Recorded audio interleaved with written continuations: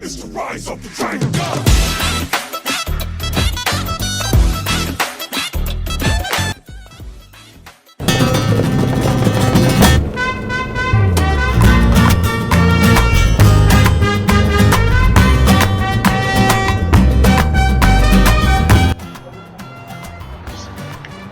Hello guys, welcome to another video of introvert மோகன். இப்போது போன எபிசோடில் நீங்கள் கயாக் போனதை பார்த்துருப்பீங்க. அட்வென்ச்சர்ஸ் ரைடு போயிருந்தோம் நம்மளும் சூர்யா தான் வீடியோ எடுக்கிறாரு. இப்போது அங்கேருந்து ஒரு 2-3 கிலோமீட்டர்ஸ்லேயே crocodile பார்க் இருக்குது. ஸோ நானும் சூர்யாவும் வந்திருக்கோம். ஆல்ரெடி நான் ஏற்கனவே போயிருக்கேன். ரொம்ப நாள் ஆச்சு. சரி, இவ்வளோ தூரம் வந்திருக்கோம், நம்மளுக்கு டைமும் இப்போ தான் கிடச்சிருக்கு. ஸோ எதுக்கு நம்ம வேஸ்ட் பண்ணணும், வீட்லேயே இருந்து தூங்கிட்டு அப்படின்ட்டு யூட்டிலைஸ் பண்ணுறதுக்காக நானும் சூர்யா வந்திருக்கோம். நாங்கள் உள்ளே போகலாம். சூர்யா டிக்கெட்டு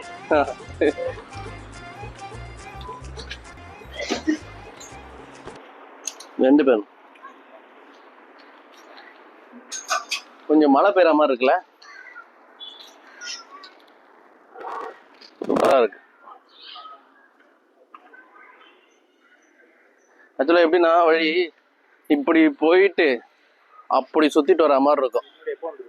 இன்னும் ஒரு வாட்டி எப்போ தனியாக நான் மட்டும் வந்தேன், ஒரு 2-3 வருஷம். நான் தனியாக நிறைய வரேன், தனியாக வந்தேன். தனியாக வர பிடிக்கும்.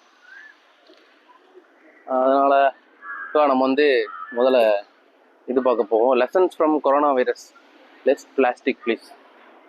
இதுக்கும் என்ன சம்பந்தம்? Plastics a terrible enemy of our wildlife and water and land bodies and even என்ன சொல்லிக்கிறான்னா பிளாஸ்டிக் யூஸ் பண்ணாதுன்னு சொல்லியிருக்காங்க. அவ்வளோதான்.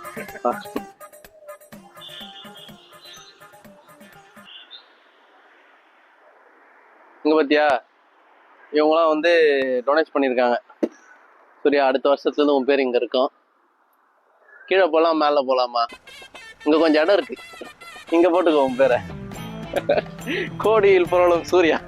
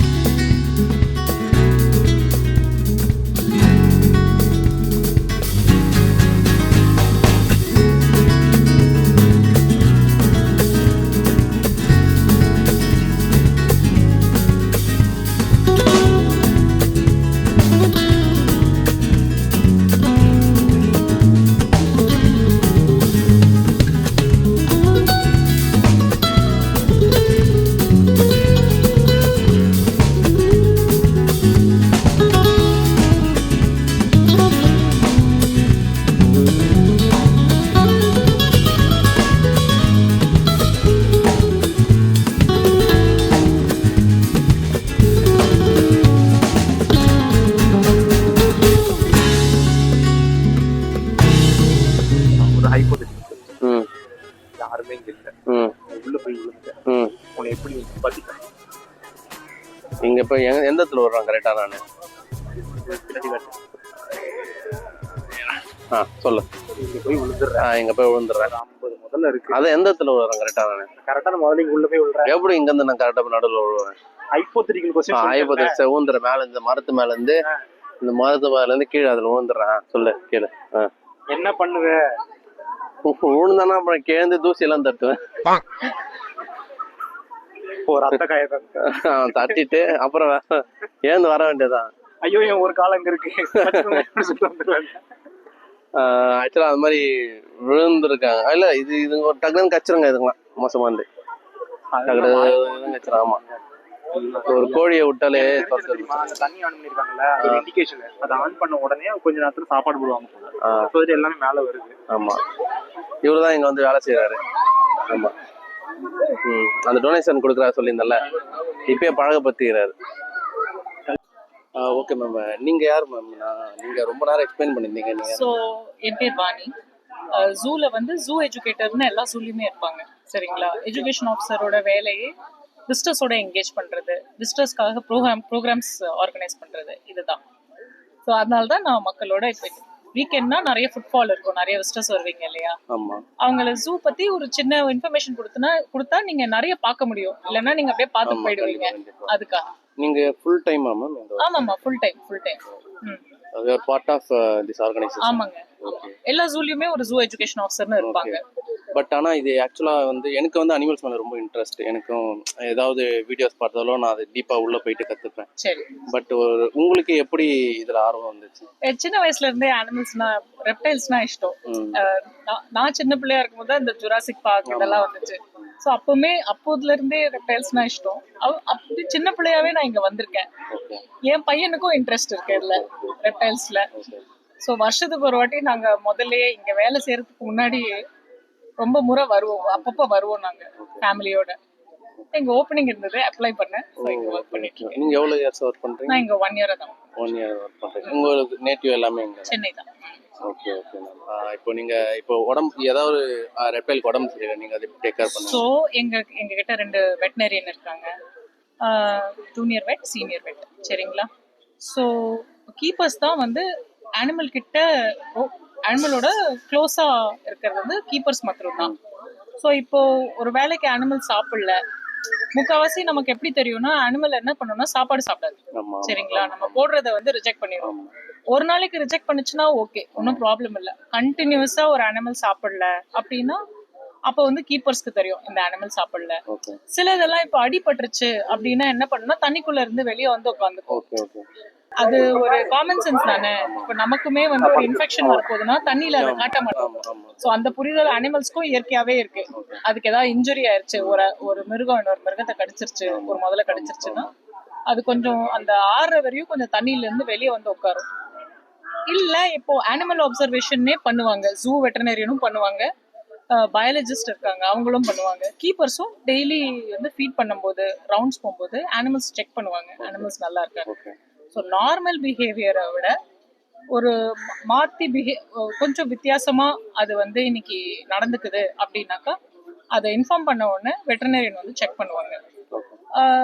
பண்ணி அதுக்கு என்ன ட்ரீட்மெண்ட் கொடுக்க முடியுமோ, பாசிபிள் ட்ரீட்மெண்ட் அவங்க என்ன சஜஸ்ட் பண்றாங்களோ அதெல்லாமே அட்டெண்ட் பண்ணுவாங்க. ஆனா ஒரு ரெப்டைல் இருந்தா பரவாயில்ல, சில இடத்துல 50-60 இருக்குல்ல, அதுவே தெரியும், கீப்பர்ஸ்க்கு தெரியும். 2 நாள் இது சாப்பிடல, இல்ல இது தனியாவே உட்கார்ந்துருக்கு அப்படின்ட்டு. என்ன மாதிரி ஃபுட்லாம் ஃபீட் பண்ணுவீங்க கிராக்கடைல்ஸ்க்கு? ஸோ இங்க இருக்க பாத்தீங்கன்னா ஹெர்பிவோரஸும் இருக்கு, கார்னிவோரஸும் இருக்கு. அதாவது வெறும் இலை தழை வெஜிடேரியன் அந்த ஐட்டம் சாப்பிடுற ரெப்டைல்ஸும் இருக்கு. சரிங்களா? அதே மாதிரி மீட் சாப்பிடுற ரெப்டைல்ஸும் இருக்கு. ஸோ கிராக்கடைலுக்கு சிக்கன் கொடுக்குறோம் எவ்ரி வீக். சில கிராக்கடைல் வந்து வெறும் ஃபிஷ் தான் சாப்பிடும், அதுக்கு ஃபிஷ் கொடுக்குறோம். சரிங்களா? அண்ட் மாசத்துக்கு ஒரு வாட்டி பீஃப் ஆர்கன்ஸும் கொடுக்குறோம் நாங்க. எவ்வளவு நாளைக்கு ஒரு வாட்டி சாப்பிடும் crocodile? Once in a week feeding தாங்க. ஒரு லாஸ்ட் 2 क्वेश्चन சொன்னோம். இப்போ 50-60 கிராக்கடைல் இருக்கு, இது சாப்பிட்டுச்சு எப்படி சாப்பிடு? இது ரொம்ப நாள் எனக்கு இந்த கேள்வி. அதுவுமே இப்போ நம்மள மாதிரி வந்து அதிகமா சாப்பிடுறது கிடையாது. சரிங்களா? அது டெய்லிலாம் சாப்பாடு தேவையில்லை. வயல்லே பாத்தீங்கன்னா 10 நாளைக்கு ஒரு வாட்டி தான் முக்கால்வாசி கிராக்கடைல் சாப்பிடும். வயல்லையே ஒரு வாட்டி சாப்பிடுச்சுன்னா 10 days 15 days கழிச்சு தான் அடுத்த வாட்டி அது சாப்பிடும்.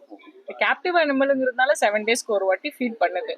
ஸோ ஒரு டைம்ல சில முதல்ல தான் சாப்பிடும், சில முதல்ல சாப்பிடாது, அது அடுத்த வாரம் சாப்பிட்டுக்கும். புரியுதுங்களா? அதுக்கு ஃபர்ஸ்ட் தான் சாப்பிடும். ஓகே, ஒரு லாஸ்ட் क्वेश्चन. இப்போ நீங்க இந்த ப்ரொஃபஷன் பிடிச்சி வந்திருக்கீங்க. ஆமா. எனக்குமே வந்து இந்த மாதிரி ப்ரொஃபஷன் வந்திருக்கணும்னு ஆசை. பட் அந்த டைம்ல வந்து எனக்கு அந்த அளவு நாலேஜ் கிடையாது. எனக்கு என்ன பிடிக்கும்ன்ற இஷ்டப்பட்டு போற அளவு நாலேஜ் கிடையாது. பட் இப்போ இருக்க பசங்க தெளிவா இருக்காங்க. இப்போ அவங்கள மாதிரி ஆளுங்க வந்து இந்த மாதிரி ப்ரொஃபஷன் எப்படி வரணும்? நீங்க ஜூவாலஜி வைல்ட் லைஃப் இந்த மாதிரி ஸ்டடீஸ் பண்ணிருக்கீங்கன்னா, MSc முடிச்சிருக்கீங்க அப்படின்னா எங்களை வந்து சோஷியல் மீடியா பிளாட்ஃபார்ம்ல ஃபாலோ பண்ணுங்க. ஓப்பனிங் இருந்தா நாங்க எப்பவுமே அட்வர்டைஸ் பண்ணுவோம். ஸோ அப்ப நீங்க அட்வர்டைஸ்மென்ட் பார்த்துட்டு அப்ளிகேஷன் பண்ணணும், அவ்வளவுதான். Okay ma'am. சிவிஓ ரெஸ்யூமே வச்சு. ஓகே, ரொம்ப நல்லா எக்ஸ்பிளைன் பண்ணீங்க. Thanks for it. இங்க பாத்தீங்கன்னா இங்க வந்து க்ளீன் பண்ணிட்டு இருக்காங்க. குப்பைலாம் இருக்கிறதுனால அனிமல்ஸ்க்கு எதுவும் இம்பாக்ட் ஆகுது, க்ளீன் பண்ணிட்டு இருக்காங்க. இங்க பாத்தீங்கன்னா காரியல், அதாவது இந்த கங்கா நதியிலலாம் இருக்கும்ல, நீட்டா இருக்குமே மூக்கு, அந்த முதல்ல இங்க இருக்க போல. நீங்க இங்க பாத்தீங்கன்னா தெரியும், அந்த இருக்கு பாரு. ஸோ இவங்களுக்கு வந்து இதால் எதுவும் ஆபத்து வரக்கூடாதுன்றதுக்காக ஒரு குச்சி வச்சு அப்படி நின்றுட்டு இருக்காரு. அங்கே பார்த்தீங்கன்னா அங்கேயும் நிறைய பேர் ஒர்க் பண்ணிட்டு இருக்காங்க.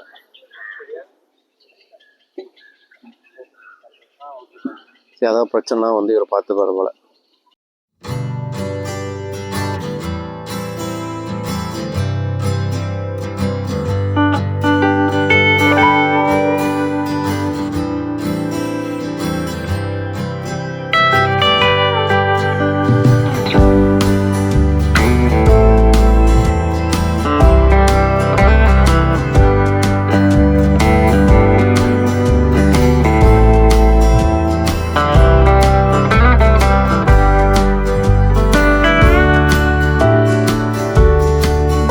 கைஸ், இப்போ வந்து நம்ம வந்து கொமோடா டிராகன் பார்க்க போகிறோம். இந்த டிராகன் நீங்கள் பார்த்தீங்கன்னா டிராகன் கிடையாது, இது ஒரு லிசர்ட் வகை.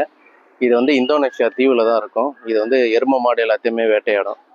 இது வந்து பாய்சனஸ் வெனமஸ். ஆமாம், பாய்சனஸ். இது கடிச்சதுன்னா வெனமஸ் நினைக்கிறோமா, இது கடிச்சதுன்னா அந்த மிருகம் வந்து சீக்கிரமாக இறந்துடும். அதுக்கப்புறம் வந்து பாய்சனஸ்னால் நம்ம குடிச்சு சாவுறது, வெனமஸ்னால் அதை கடிச்சு சாவுறது. இது வெனமஸ் சூர்யா. ஆமாம் சூர்யா. இப்போ வந்து நம்ம வாங்க அந்த மிருகத்தை பார்ப்போம்.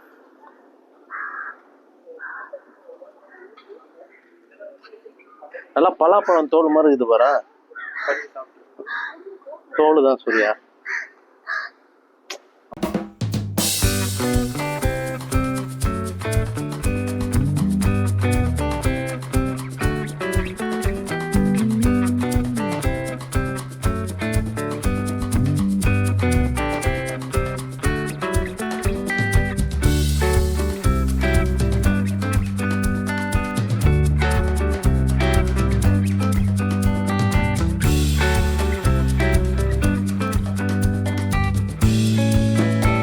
ஸோ கைஸ், இப்போ வந்து நம்ம இந்த பாம்பெல்லாம் வந்து என்ன மாதிரி பாம்பு இருக்குது தமிழ்நாட்டில் அதெல்லாம் எக்ஸ்பிளைன் பண்ணியிருந்தாங்க. அது உள்ளே அந்த இருக்க பாருங்க, ஓலைக்கொட்டா போட்டிருக்கு பாருங்கள். அதை மாதிரி அந்த இடத்துக்குள்ளே தான் போய் எக்ஸ்பிளைன் பண்ணியிருந்தாங்க. ஆனால் உள்ளே கேமரா அலோடு கிடையாது, அதனால் ஃபோன் எடுத்துகிட்டு போகல. சரி, நம்ம ரூல்ஸ் ஃபாலோ பண்ணுறதுக்காக நம்ம வீடியோ எடுக்கல.